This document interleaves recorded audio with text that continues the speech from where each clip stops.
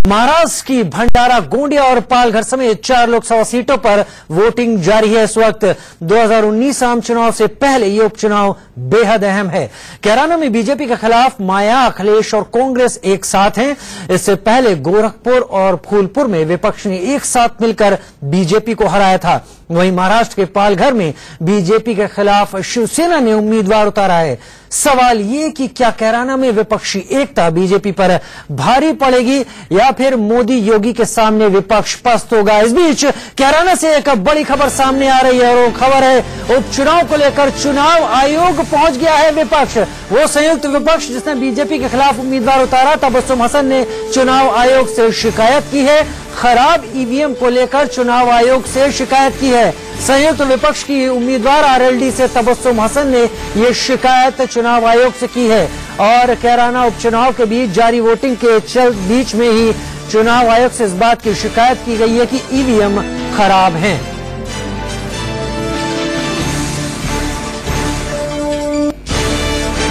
और कैराना की राजनीति आखिर किस तरफ मोड़ लेगी, क्या होगा कैराना में, भविष्य की राजनीति के लिए आखिर कैराना क्या राह दिखाएगा। हमारे साथ संजय शर्मा सीधे जुड़ रहे हैं लाइव कैराना से। संजय, फिलहाल आप क्या देख पा रहे हैं? वोटिंग जारी है, मतदाताओं का उत्साह कैसा है?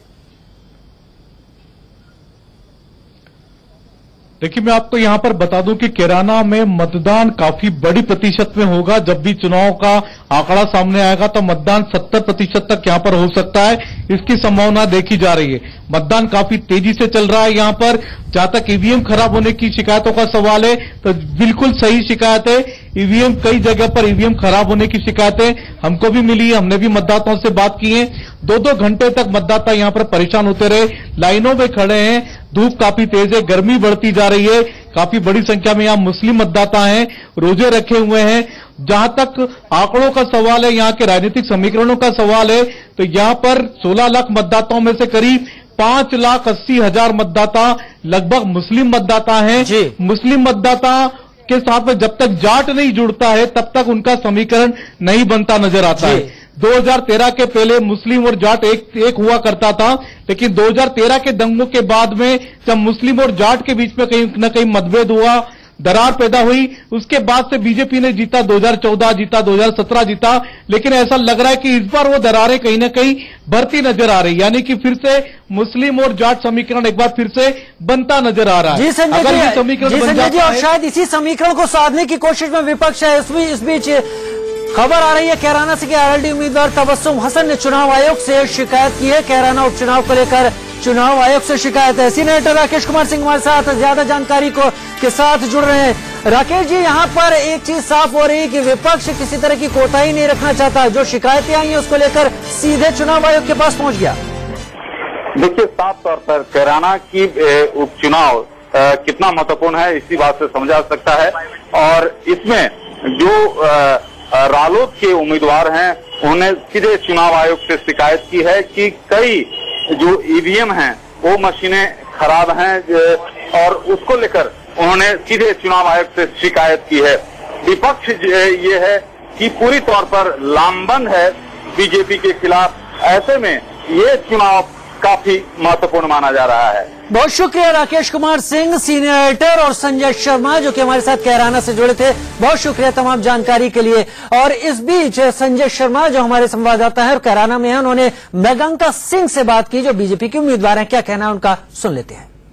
कैराना लोकसभा उपचुनाव की बीजेपी की प्रत्याशी मृगंका सिंह जी हमारे साथ में मौजूद है। मृगंका जी, आपके पिताजी के असामयिक निधन के कारण ये सीट खाली हुई और आपको चुनाव लड़ना पड़ रहा है, क्या आपको क्या स्थिति लगती है और किन मुद्दों पर आप यहाँ पर चुनाव लड़ने जा रही हैं? मुद्दा विकास का है, क्षेत्र के और सुशासन का है और कानून व्यवस्था को बेहतर और करना है। आपके पिताजी यहाँ के सांसद थे, कई बार विधायक भी रह चुके हैं हुकुम सिंह जी। आपको क्या लगता है यहाँ पर किन चीजों की लोगों को दिक्कतें, परेशानियां हैं जो आप भी दूर कर पाएंगी, जो काम अभी तक अधूरे थे, जो काम उनको आप पूरा करना चाहती हैं? बहुत से काम अभी होने बाकी भी हैं और लोगों में बहुत अपेक्षाएं भी हैं, तो वो सब अवसर आने पर अवश्य पूरी होंगी। लेकिन यहाँ पर कैराना में देखने में आया महागठबंधन बनाया था आरएलडी ने, सपा, बसपा, कांग्रेस ने आपके खिलाफ, तो कितनी बड़ी चुनौती है आपके सामने? 31 तारीख को आप स्वयं जान जाएंगे कि यहाँ का मतदाता जो है वो भाग्य विधाता है कैराना का, और वो सही दिशा में अपना फैसला आज सुनाएगा। लेकिन कहा जा रहा है कि मुस्लिम और जाट गठबंधन जो 2013 में एक बार टूट गया था, वो फिर से इस बार बनते हुए नजर आ रहा है। समाज के हर वर्ग से समर्थन मिल रहा है, और मैं क्या कहूँ आज अब इस समय आपको, 31 तारीख को जब रिजल्ट आएगा आप स्वयं जान जाएंगे। कितनी संभावना दिखती है आपको खुद की? 100%। कैमरामैन नितिन के साथ संजय शर्मा, इंडिया न्यूज, कैराना।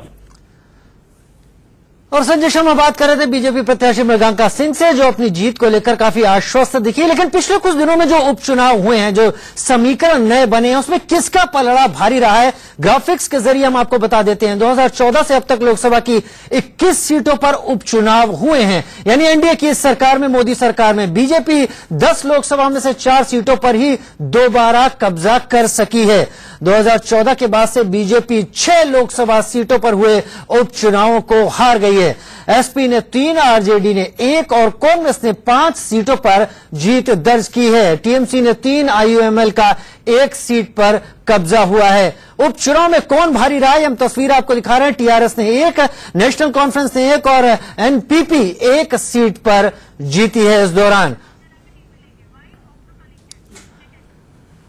और कैराना के एक बूथ पर वीवीपैट मशीन खराब होने की वजह से कुछ देर के लिए मतदान रोक दिया गया। न्यूज संवाददाता संजय शर्मा की ये रिपोर्ट देखते हैं। तो कैराना लोकसभा उपचुनाव के लिए आज सुबह 7 बजे से ही मतदान के लिए लंबी लंबी कतारें लग चुकी थी। लोगों का कहना है कि रमजान और गर्मी के कारण वो लोग सुबह जल्दी यहां पर वोट डालने आ गए, लेकिन पिछले 1 घंटे से ये लाइन आगे नहीं खिसक पा रही है, आगे नहीं बढ़ पा रही। उसका कारण यह है कि अंदर वीवीपैट मशीन खराब हो चुकी है, ये कारण बताया जा रहा है। यहाँ पर कई सारे लोग यहाँ पर मौजूद हैं। सर, आप लोगों को कितना समय हो चुका है यहाँ पर? हमें तो 1 घंटे हो गया, अगले वालों को 3 घंटे हो गए जो आगे खड़े हुए हैं। कितनी देर हो चुकी है? 1 घंटा हो गया जी। तो आप देख सकते हैं लोग बड़े परेशान है यहाँ पे। उनका कहना है कि गर्मी की वजह से जल्दी आए थे। चाचा, आप सुबह सुबह से यहाँ पे कितनी बजे से? कम से कम 1.5 घंटे का खड़े हैं आप। 1.5 घंटे से खड़े, लाइन आगे नहीं बढ़ पा रही? नहीं, लाइन बढ़ रही। चाचा, क्या आप भी आपका वोट डाल दिया आपने? अजय भी कहाँ नंबर नहीं आया, बता क्या मशीन खराब होगी। तो आप देख सकते हैं ये कैराना का पब्लिक इंटर कॉलेज है, जहां पर की लंबी लंबी कतारें लगी हुई हैं। यहां पर मशीन खराब होने की वजह से लंबी लंबी कतारें देखिए। आप देख सकते हैं इसके ठीक पीछे महिलाओं की भी लंबी कतारें लगी हुई। यहां पर कई सारी महिलाएं भी यहां पर लाइन में लगी हुई हैं। इन महिलाओं से भी बात करते हैं। आप लोगों को भी काफी समय हो गया यहाँ पे खड़े हुए? 1.5 घंटा होगा जी हमको खड़ा हुए यहाँ पे। आप लोगों क्या सोच के आते कि जल्दी जाके वोट डाल देंगे, जल्दी घर आ जाएंगे? रमजान की वजह से, रोजों की वजह से। तो आप देख सकते हैं महिलाएं यहाँ पर रमजान के कारण, रोजे की वजह से सुबह से यहाँ पर खड़ी हुई हैं कि जल्दी वोट डाल करके घर जाओ ना। मशीन को ठीक कराओ, बीमार वैसे हैं, तंदुरुस्ती ठीक नहीं है, जल्दी वोट डाल के अपने घर जाएंगे। आप देख सकते हैं लोगों का यही कहना है कि जल्दी मशीन ठीक होना चाहिए, क्योंकि यहाँ पर 1 से 1.5 घंटा हो गया। जैसे जैसे गर्मी और बढ़ती जाएगी, लोगों की परेशानियां और भी बढ़ती जाएंगी। कैमरामैन नितिन के साथ संजय शर्मा, इंडिया न्यूज, कैराना। 4 लोकसभा सीटों के लिए यहां पर उपचुनाव हो रहा है, और उसमें महाराष्ट्र की पालघर सीट भी है जो कैराना के साथ जहां पर लोग वोट कर रहे हैं। क्या खास बातें हैं पालघर सीट को लेकर? पालघर परंपरागत तौर पर बीजेपी की सीट रही है। यहां पर बीजेपी निश्चिंत हो सकती है कि ये परंपरागत सीट है, लेकिन यहां बहुजन विकास अघाड़ी की भी काफी पकड़ है। और साथ में यहां पर खास बात यह कि शिवसेना ने यहां से श्रीनिवास बनगा को उम्मीदवार बनाया है। तलखी जो शिवसेना बीजेपी की है वो इस चुनाव में सामने दिख रही है। बनगा परिवार पालघर का सम्मानित परिवार है। अभिषेक शर्मा हमारे साथ ज्यादा जानकारी के साथ जुड़ रहे हैं इस वक्त पालघर से। अभिषेक, शिवसेना ने इस बार अपना उम्मीदवार उतारा है। जो तलखी है वो अब वोटों को बांटने तक आ गई है। क्या देख पा रहे हैं वहां पर मतदाताओं का कैसा उत्साह है? बिल्कुल, देखिए इस बार शिवसेना और बीजेपी आमने सामने है। हालांकि शिवसेना ने पहले ही ऐलान कर दिया था कि 2019 का चुनाव अलग अलग लड़ना, 2019 के पहले कहते थे चुनाव था। और इस तरह से शिवसेना ने जब जो यहाँ पे सांसद थे बीजेपी के, जो उनकी मौत हुई थी, उसके बाद उनके बच्चे को खड़ा किया है और वह चुनाव मैदान में, दूसरी तरफ बीजेपी चुनाव मैदान में। हालांकि और भी पार्टियां यहाँ पे, कांग्रेस भी है, बहुजन विकास पार्टी है, वह भी यहाँ पे मैदान में। लेकिन सबसे जो मेन जो लड़ाई है वह दोनों बीजेपी और शिवसेना के बीच देखी जा रही है। आपको बता दूं कि बीजेपी ने पूरी ताकत झोंक दी थी यहाँ पे। यूपी के मुख्यमंत्री योगी आदित्यनाथ वो भी यहाँ पे पहुंचे हुए थे, महाराष्ट्र के मुख्यमंत्री इस स्मृति ईरानी से लेकर मनोज तिवारी से लेकर ऐसा कोई टिकट नहीं रहा था जो यहाँ पे ना पहुंचा होगी। उत्तर भारतीय वोट यहाँ पे बहुत बड़े पैमाने पर है, तो इसलिए यह कहीं के लुभाने का प्रयास है बीजेपी को। लगता है कि फिर से उनकी जो सीट है उनके हाथ में आ जाएगी, लेकिन शिवसेना को पूरा विश्वास है कि शिवसेना इस बार जीत हासिल करेगी। शिवसेना विश्वास कर रही कि वो जीतेगी। बहुत शुक्रिया अभिषेक शर्मा इस तमाम जानकारी के लिए। तो पालघर का चुनाव इसलिए भी खास है कि पहली बार शिवसेना अब बीजेपी के आमने सामने उतर गई है वोटों की बांट के लिए और वोटों को बांटने के लिए। बुलेटिन में छोटे से ब्रेक का वक्त तो चला, कहीं मत जाइए, तमाम और अपडेट्स है लेकर